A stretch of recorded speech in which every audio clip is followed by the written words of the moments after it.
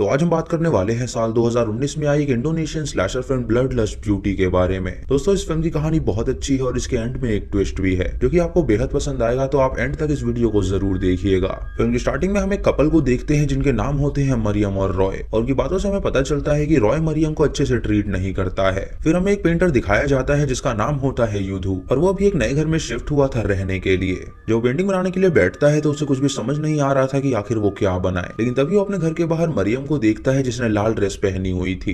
युधु को मरियम बहुत ज्यादा खूबसूरत लगती है तो वो उसके पीछे जाने लगता है। इधर हम रॉय को देखते हैं जो कि ओजी नाम के एक मनी लैंडर के पास था, और रॉय ने उससे कुछ पैसे उधार लिए थे अपना बिजनेस करने के लिए, लेकिन उसने अब तक वो पैसे नहीं चुराए थे और उससे दोबारा वो कर्जा लेने आ गया था। वो बंदा उससे पूछता है कि आखिर उसे पैसे क्यों चाहिए, तो वो उसे बताता है कि टेंडर लेने के लिए उसे कुछ रिश्वत देनी है, इसीलिए उसे पैसों की जरूरत आन पड़ी है। ये सुनकर ओजी कहता है कि उसने सुना है कि उसकी बीवी बहुत खूबसूरत है, तो पैसों के बदले वो उसे उसके पास रखे और जब पैसा वो पूरा दे देगा तो वो उसे ले जाए। रॉय को सुनकर काफी अजीब लगता है तो वो उससे कहता है कि वो अपनी बीवी को गिरवी नहीं रख सकता। ओजी को इससे बहुत ज्यादा गुस्सा आ जाता है और वो एक एग्रीमेंट पे उससे साइन ले लेता है कि अगर वो जल्दी पैसे नहीं लौटाएगा तो वो कुछ भी कर सकता है। इधर मरियम अपने पिता के ग्रेव पर जाती है और उनको याद करती है, और हम वहाँ पर युधु को देखते हैं जो कि उसका पीछा करते हुए वहाँ तक पहुँच गया था और उसने उसकी ड्रॉइंग भी बनानी शुरू कर दी थी। तभी मरियम उसे देख लेती है कि वो उसकी ड्रॉइंग बना रहा है और उसके पास जाके वो उससे पूछती है कि आखिर वो ये क्या कर रहा है। युधु उससे कहता है कि वो एक पेंटर है और वो उसकी तस्वीर बना रहा था, और ये सुनकर मरियम काफी खुश हो जाती है और उससे कहती है कि वो एक पेंटिंग बनवाना चाहती है और उसके लिए वो उसे पैसे भी देगी।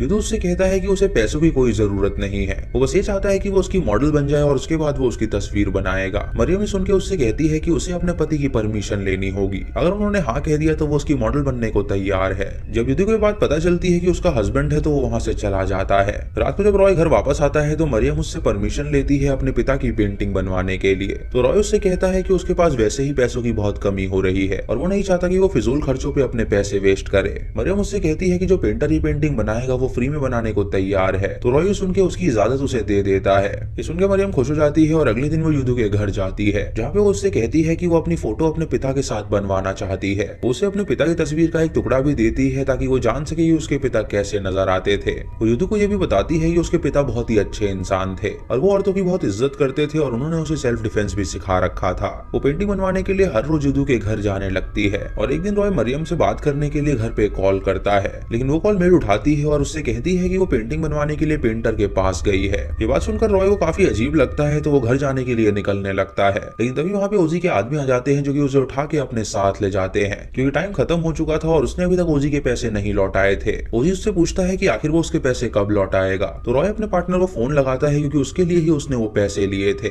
उसका पार्टनर उसे बताता है कि प्रोजेक्ट कैंसिल हो चुका है और कंपनी में अभी ऑडिटिंग का काम चल रहा है जिसकी वजह से उसके कुछ साथियों को जेल हो चुकी है, इसीलिए वो अभी उसके पैसे देने में असमर्थ है। ये सुनकर रॉय ओजी को सारी बात बताता है, तो ओजी अपने आदमियों से कहता है कि वो उसकी उंगलियां काट दे, और जब वो उसकी उंगली काटने जाते हैं तो रॉय उन्हें रोक देता है और उनसे कहता है कि उसका घर बहुत ही एक्सपेंसिव है जो कि उसकी वाइफ के नाम पे है, तो वो अपनी वाइफ को मनाएगा और उस घर को बेच देगा जिससे कि वो उसके पैसे चुका सके। ये सुन के ओजी उसे छोड़ देता है और वहां से जाने देता है। रात को मरियम जो अपने घर में होती है तो हम उसके पास उस पेंटिंग को देख पाते हैं जो कि अब पूरी तरह बन के तैयार थी। उस पेंटिंग को दीवार पे लगा देती है ताकि वो अपने पिता को हमेशा देख सके, और तभी हम उसके घर में एक बंदे को देखते हैं जिसने मास्क पहना हुआ था। मरियम जब टेबल पे जाती है तो उसे वहाँ पे उसकी कैट लियो का कटा हुआ सर मिलता है, जिसे देखकर वो बहुत घबरा जाती है और सोचती है कि आखिर ये किसने किया होगा। उसे चिल्लाने की आवाज सुन के युधु वहाँ पे आता है और उसे संभालने लगता है, तो मरियम उससे कहती है कि उसके पति के आने का समय हो गया है तो वो यहाँ से चला जाए। ये सुन के युधु वहाँ से तुरंत चला जाता है। थोड़ी देर बाद रॉय घर में आता है जहाँ मरियम उसे सारी बात बताती है, तो रॉय उससे कहता है कि आज उनके कैट की गर्दन कटी है तो कल को उसकी गर्दन भी कट सकती है, तो उन्हें ये घर बेचना होगा ताकि वो अपने कर्जे को चुका सके और उन गुंडों से मुक्त हो सके। ये सुन के मरियम उससे कहती है कि उसके पिता की आखिरी निशानी है इसीलिए वो इस घर को नहीं बेच सकती। ये सुन के रॉय उससे कहता है कि जब वो मर जाएगा तो वो उस पेंटर के साथ आराम से रह सकती है, लेकिन मरियम उससे कहती है कि वो उसके साथ रिलेशनशिप में बिल्कुल नहीं है, वो एक अच्छा इंसान है और वो सिर्फ एक पेंटर है। ये सुन के रॉय को बहुत गुस्सा आता है और वो वहाँ से चला जाता है, और उसके बाद वो युजी को कॉल करता है और उसे सारी बात बताता है। वो उससे कहता है कि अगर उसकी बीवी मर जाएगी तो प्रॉपर्टी अपने आप उसके नाम हो जाएगी, जिसके बाद वो उसके पैसे आराम से चुका सकेगा। ये आइडिया रॉय को काफी पसंद आता है तो वो दोनों मिलकर प्लानिंग करने लगते हैं और वो उस कत्ल का इल्जाम पेंटर पे लगाने वाले थे। रात को युजी के आदमी मरियम और युडू दोनों को ही उठा लेते हैं। इधर हम रॉय को देखते हैं जो कि अपनी बीवी मरियम की सारी बातें याद कर रहा था कि कैसे वो दोनों एक साथ वक्त बिताया करते थे। ये सब याद करके उसे लगता है कि जो वो कर रहा है वो बहुत ही गलत है, इसलिए वो युजी को कॉल करने की कोशिश करता है ताकि वो उससे बोल सके कि वो लोग रुक जाएं। लेकिन युजी एक बहुत ही बुरा इंसान होता है जो कि मरियम को अपने आदमियों के हवाले कर देता है। उसके आदमी मरियम का शोषण करते हैं जिससे मरियम को बहुत ही गुस्सा आता है और उसने सेल्फ डिफेंस सीखा होता है तो वो एक एक करके उन आदमियों को मार के वहां से भाग जाती है। तभी यूडू को भी होश आ जाता है और वो खुद को छुड़ाकर मरियम को बचाने के लिए भागता है, लेकिन यूजी के आदमी उसके पेट में चाकू मार देते हैं जिससे वो जख्मी हो जाता है। इधर भागते हुए मरियम एक ब्रिज पे पहुंचती है और अपने सामने वो एक गाड़ी आती हुई देखती है। वो वहाँ पे मदद मांगने लगती है तो हम देखते हैं कि उस गाड़ी के अंदर यूजी और उसके आदमी हैं। वो लोग अपनी गाड़ी रोकते हैं और उसे चाकू मार के नदी में फेंक देते हैं और यूडी ये कत्ल को होता हुआ देख लेता है। यूडी तुरंत पुलिस के पास जाता है और उन्हें सारी बात बताता है और अगले दिन जब पुलिस वहाँ पे आती है तो वहाँ पे वो छानबीन करने लगती है, लेकिन पुलिस को वहाँ पे कहीं पे भी मरियम की लाश नहीं मिलती। जब पुलिस रॉय से पूछताछ करती है तो वो सारा इल्जाम यूदू पर ही लगाने लगता है। रात को जब रॉय सो रहा होता है तो अचानक उसे बिल्ली की आवाज आती है जिससे उसकी नींद खुल जाती है और जब वो उठता है तो अपने सामने अपनी बिल्ली को देखता है, जिसे देखकर वो बहुत डर जाता है क्योंकि वो बिल्ली मर चुकी थी और उसके बावजूद वो जिंदा होकर उसके सामने कैसे आ गई थी। तभी वो मरियम का कटा हुआ सर टेबल पे रखा हुआ देखता है, जिसे देखकर वो बहुत डर जाता है और अचानक से उसकी आंख खुल जाती है, यानी कि वो एक सपना देख रहा था। उसे कई रात तक ये सपने आते हैं मानो कि मरियम की आत्मा उसे डरा रही हो। वहाँ पे सारी चर्चा फैल जाती है कि मरियम की आत्मा को ब्रिज पर बहुत लोगों ने देखा है और लोगों को लगने लगता है कि शायद उसकी आत्मा अभी भटक रही है। रॉय मरियम के डेथ सर्टिफिकेट का वेट कर रहा होता है ताकि उसके नाम पूरा घर हो जाए और उसे बेचकर वो अपने कर्जे चुका सके। रात को हम मरियम की आत्मा को देखते हैं जो कि ओजी के एक आदमी को बहला फुसला कर ब्रिज तक ले आती है और वहीं भी वो अपने असली रूप में आके उसे जान से मार डालती है। उसके बाद वो उसके एक और आदमी के साथ ऐसा ही करती है और उन सबसे अब वो बदला लेने वाली थी। इधर यूडू जब सो रहा होता है तो उसे भी बहुत ही बुरे सपने आने लगते हैं, मानो कि मरियम उसे जान से मारना चाहती हो, लेकिन तभी उसकी आंख खुल जाती है और वो देखता है कि वो सिर्फ एक सपना देख रहा था।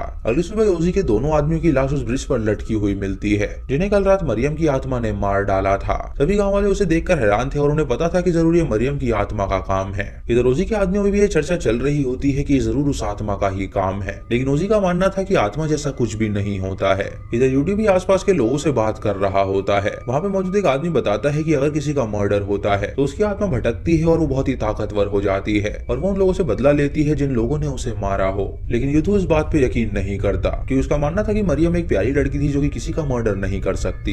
इधर मरियम की आत्मा यूजी के घर पहुंच जाती है जहाँ उसके एक आदमी को वो मार गिराती है और एक दूसरा आदमी उसे देखकर बहुत डर जाता है और वहाँ से भागने लगता है, लेकिन तभी वो अपनी शक्तियों से उसकी गर्दन काट देती है जिससे उसकी भी मौत हो जाती है। यूजी जब अपने घर आता है तो अपने आदमियों को मरा हुआ देखकर वो बहुत डर जाता है और उसका सिर्फ एक ही आदमी बचा होता है जिसके साथ वो रहना चाहता है, लेकिन वो आदमी उसका साथ छोड़कर भागने लगता है। लेकिन तभी मरियम की आत्मा वहाँ पे आके उसे भी मार गिराती है। ओजी देख के समझ जाता है कि उसकी जान भी अब खतरे में है, इसीलिए वो यूदू के घर जाता है और उससे भीख मांगता है कि वो उसे अपने घर में रख ले। यूदू उसकी मदद करने के लिए तैयार हो जाता है और उसे अंदर बुलाता है, जहाँ यूदू उसे बताता है कि उन लोगों ने जानबूझ के ये सब नहीं किया था। रॉय ने ही उसे ऑर्डर दिया था कि वो उसकी बीवी को मार डाले। यूदू को ये सुनकर बहुत गुस्सा आता है तो वो यूजी को एक कमरे में लॉक कर देता है और उसके बाद वो रॉय के पास जाने लगता है ताकि वो उसे सच्चाई उगलवा सके। वो रॉय से पूछता है कि क्या ये सच है, तो रॉय उससे कहता है कि वो ये सब भूल जाए क्योंकि ये सब पुरानी बातें हैं। ये सुनकर यूदू को बहुत गुस्सा आता है और वो उससे कहता है कि वो एक बुरा इंसान है। उसने उन आदमियों को हायर किया जिन्होंने उसकी बीवी को मारने से पहले उसका शोषण भी किया था।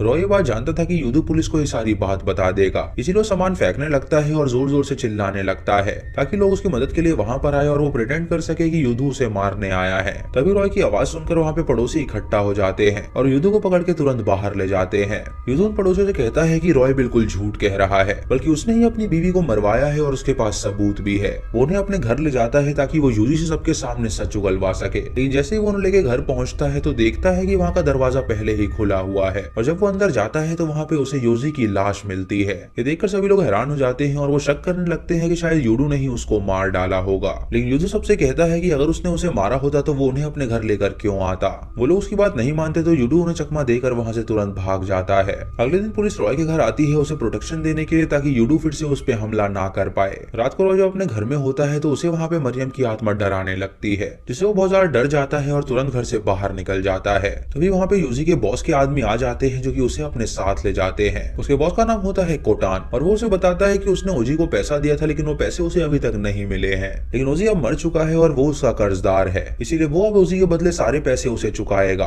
और उसे कहता है कि अगर उसने पैसे नहीं दिए तो वो एक एक करके इन सबको मार डालेगा। उसके बाद रॉय एक आदमी के साथ एक शमन को लेकर उस ब्रिज पे जाता है ताकि वो शमन वहाँ पे कुछ स्पेल्स पढ़े और वो मरियम की आत्मा से छुटकारा पा सके। सके। तभी वो शमन मंत्र पढ़ने लगता है और मरियम की आत्मा वहाँ पे आ जाती है और उसे देखकर वो सभी डर जाते हैं और उस पर किसी भी मंत्र का असर नहीं हो रहा था। वो शमन ये देखकर बहुत डर जाता है और वहाँ से तुरंत भाग निकलता है। तभी मरियम की आत्मा कोटान के आदमी को पकड़ लेती है और उसका गला काट के उसे मार डालती है और उसके बाद वो रॉय के पीछे जाती है, जो कि ये सब देखकर बहुत ही डर चुका था। रॉय उससे माफी मांगता है और उससे कहता है कि वो उसे बख्श दे, लेकिन तभी वहाँ पे युदू आ जाता है जो कि उससे कहता है कि वो उसे ना मारे और वो रॉय को रिवील करता है कि मरियम अभी मरी नहीं है बल्कि वो जिंदा है। जब उसका शोषण करके उसे नदी में फेंका गया था तो वो जिंदा बच गई थी और वो एक अबैंडन्ड कैबिन में गई थी वहाँ पे रहने के लिए, जहाँ उसने अपने आप का ट्रीटमेंट किया और वहाँ पे उन सभी से बदला लेने का सोचा। और उसके पिता एक स्पेशल फोर्स के कमांडर थे जिन्होंने उसे सर्वाइवल और सेल्फ डिफेंस की स्किल सिखा रखी थी, जिसके बदौलत वो जिंदा बच पाई और उन सभी लोगों से बदला ले पाई। उसने भूत बनने का नाटक किया और सबको डराकर मौका देखकर सभी को जान से मार डाला।